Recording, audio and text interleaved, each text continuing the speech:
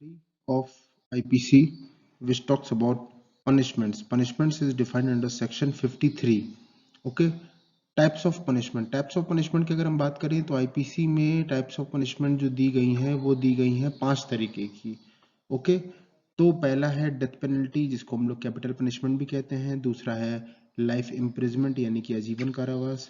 तीसरा है इम्प्रिजमेंट, जो कि सिंपल इम्प्रिजमेंट भी होता है एंड रिगरस इम्प्रिजमेंट भी होता है। Okay, depending upon the nature of the offence and discretion of the honourable court. चौथा है फाइन एंड पांचवा है forfeiture of property.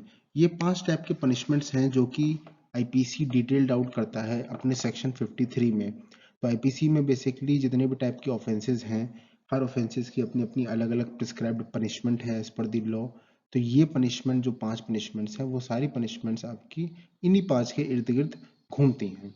Okay, note पढ़ लेते हैं। IPC 1860 lists down these 5 types of punishments which are awarded to the person accused of offenses mentioned under this code.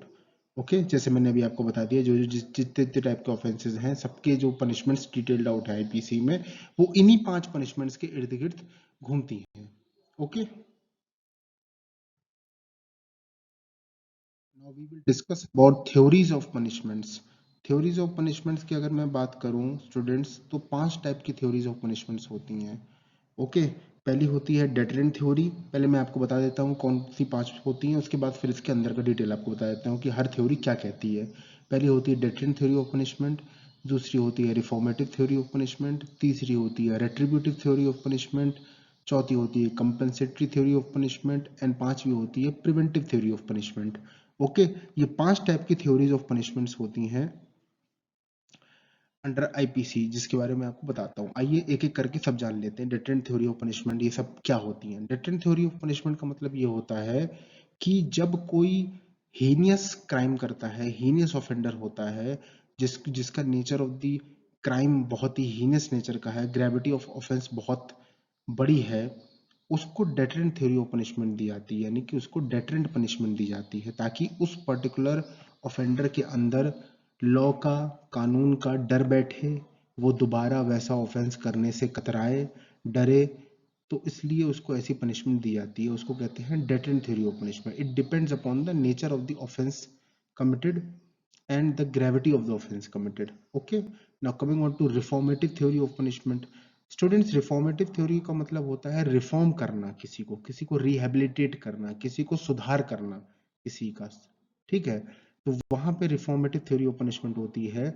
Basically जो criminal law है ये आपका रिफॉर्मेटिव थ्योरी के इर्द गिर्द घूमता है। उसका मोटिव है कि इन ऑर्डर टू, इसका क्रिमिनल लॉ का हमेशा से मोटिव ये रहा है कि क्राइम को इरेडिकेट करना और क्रिमिनल्स को रिफॉर्म करना। ओके, उन्हें सुधार गृह में भेजना, उन्हें सुधारना, उन्हें सोसाइटी से जोड़ना मेन स्ट्रीम में। तो बेसिकली क्रिमिनल लॉ का ये पर्पज रहा है, in order to create the, in order to eradicate the crime and not the criminal. अब लेकिन अगर क्रिमिनल बहुत ही हीनस ऑफेंडर है, हैबिचुअल ऑफेंडर है, हार्डकोर क्रिमिनल्स हैं, जिनके अंदर लॉ का, कानून का डर खत्म हो चुका है, किसी भी पनिशमेंट का डर खत्म हो चुका है, तो उसको अकॉर्डिंगली डील किया जाता है। ठीक है, coming on to retributive theory of punishment, जो कि तीसरी थ्योरी ऑफ पनिशमेंट है। रेट्रीब्यूटिव थ्योरी का पनिशमेंट का मतलब ये है, जैसे हम लोग वो, अगर मैं हिंदी में आपको बताऊं तो कहते हैं आंख के बदले आंख, हाथ के बदले हाथ। तो इस चीज को, कॉन्सेप्ट को लेके चलना, गवर्नमेंट इस चीज को लेके चलती है कि अगर आप जितनी भी आप गलत काम करोगे तो उतना ही गलत आपके साथ भी हम करेंगे। रेट्रीब्यूटिव का मतलब ये होता है। ओके, ऐसा हो गया। चौथा है compensatory theory of punishment. Compensatory theory of punishment मतलब ये होता है कि जैसे हम लोग लॉ ऑफ टॉर्ट्स अगर पढ़ते हैं, हम लोग कंज्यूमर प्रोटेक्शन एक्ट पढ़ते हैं, हम लोग मोटर व्हीकल एक्ट पढ़ते हैं, तो बेसिकली ये वो एक्ट्स हैं जहाँ पे कंपनसेटरी थ्योरी चलती है। कंपनसेटरी थ्योरी यानी कि जो रॉन्ग डूअर होता है, जो ऑफेंडर होता है, उसको डायरेक्ट किया जाता है कंपनसेशन देने के लिए विक्टिम को, जो एग्रीव्ड होता है।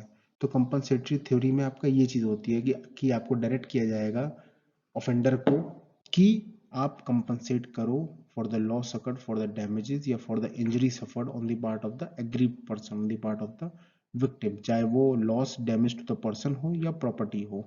ओके, तो वहाँ कंपनसेटरी थ्योरी चलती है। ठीक है, अगर आप कोर्ट अगर ऑर्डर कर रहा है कि आप फलाने आदमी को या फलाने औरत को या फलाने एसोसिएशन को कंपनसेट करो, तो वो भी पनिशमेंट है। ओके, क्योंकि कोर्ट आपको ऑर्डर कर रही है हर्जाना देने के लिए। पांचवा and last theory of punishment बात करता है preventive theory of punishment. Preventive theory of punishment का मतलब ये होता है स्टूडेंट्स कि in order to prevent the crime, किसी भी क्राइम को प्रिवेंट करने के लिए क्या क्या स्टेप्स स्टेट गवर्नमेंट लेती है या अप्रोप्रिएट गवर्नमेंट जो जो स्टेप्स लेती है या उसे लेने चाहिए कि क्राइम को प्रिवेंट करने के लिए, तो वहां पे प्रिवेंटिव थ्योरी ऑफ पनिशमेंट आती है कि फर्दर कोई ऐसा क्राइम कमिट ना हो पाए, फर्दर कोई ऐसा एक्ट इन प्लेस ना हो पाए, तो हम लोग को उस चीज को प्रिवेंट करने के लिए क्या क्या चीजें करनी चाहिए, क्या क्या स्टेप्स लेने चाहिए, तो वो आपका प्रिवेंटिव थ्योरी ऑफ पनिशमेंट में आता है। ओके, जैसे आपका क्या कहते हैं, क्रिमिनल्स को रिफॉर्म करना, उन्हें सोसाइटी की मेन स्ट्रीम से जोड़ना। जितना आप क्रिमिनल्स को रिफॉर्म कर लोगे, जितना आप इन चीज़ों में सक्सीड कर जाओगे, उतना क्राइम रेट भी कम होता रहेगा। ओके, अगर आप इसी थ्योरी पे चलोगे to eradicate the crime and not the criminals, तो ज़्यादा फीजिबल रहेगा वो। और क्रिमिनल लॉ का बेसिस भी यही है। ओके, कि बेसिकली रिफॉर्म करना क्रिमिनल को, अगर वो रिफॉर्म होना चाहते हैं या उनमें उनके अंदर रिफॉर्म होने के अगर इंग्रेडिएंट्स हैं, तो उन्हें रिफॉर्म करना ही बेहतर है। नहीं है तो अकॉर्डिंगली जो पनिशमेंट प्रिस्क्राइब्ड है वो दी जाएगी। ओके, आइए नोट पढ़ लेते हैं। नोट बात करता है out of the above mentioned theories of punishment, criminal law objects and focuses of the reformative theory of punishment in order to bring out reform within the criminals and this activities in the societal interest। जैसे मैंने अभी आपको समझा दिया, ये note वही detailed out करता है। ओके, पनिशमेंट से रिलेटेड कुछ इंपॉर्टेंट चीजें हम लोग जान लेते हैं।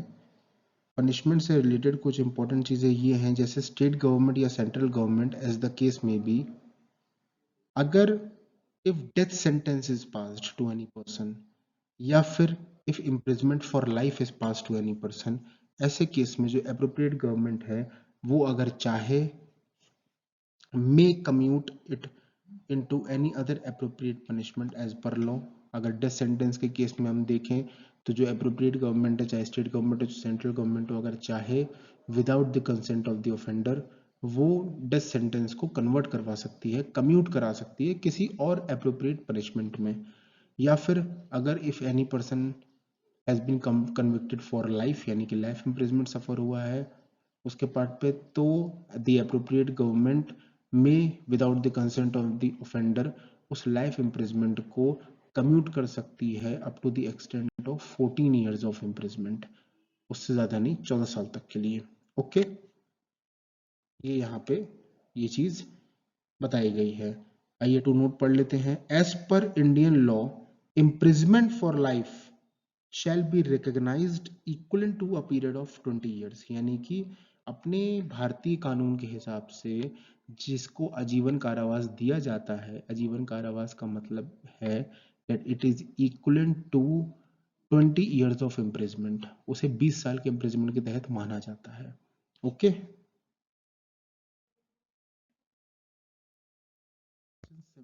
73 जो बात करता है वो बात करता है सॉलिटरी कन्फाइनमेंट की। The topic of solitary confinement, ये इंपॉर्टेंट टॉपिक है। सॉलिटरी कन्फाइनमेंट में एग्जाम्स पॉइंट ऑफ व्यू से भी इंपॉर्टेंट है, एमसीक्यूज क्वेश्चंस में आता है बिल्कुल सॉलिटरी कन्फाइनमेंट। अब इसके बारे में हम लोग जान लेते हैं कि क्या होता है solitary confinement. Persons convicted for any offence, then the court has power to sentence him to rigorous imprisonment. Court under his discretion may send the convicted person to face solitary confinement। Okay, overall term of solitary confinement is maximum 3 months। 3 महीने तक का overall term होता है solitary confinement का।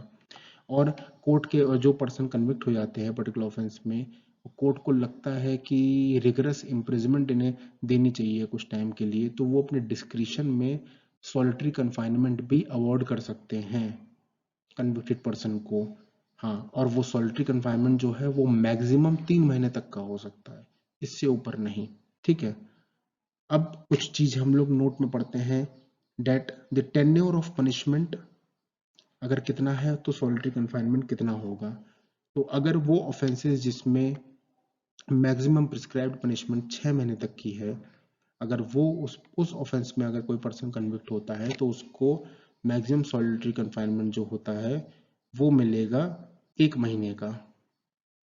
Okay.